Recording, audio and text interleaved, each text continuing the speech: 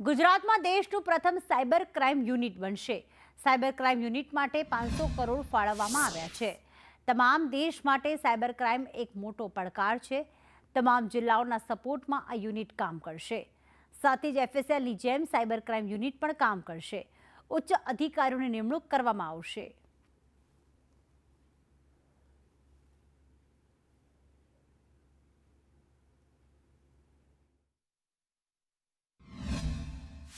આપણે સૌ જાણીએ છીએ કે જે પ્રકારે દુનિયાભરના સૌ દેશો સાયબર ક્રાઇમની ચેલેન્જો અનુભવી રહ્યા છે અને તેમાં જ ભારત દેશમાં ગુજરાત એ પહેલું એવું રાજ્ય બનવા જઈ રહ્યું છે કે જેમાં જે પ્રકારે એનએફએસયુ છે, જે પ્રકારે એફએસએલ છે, એ જ પ્રકારે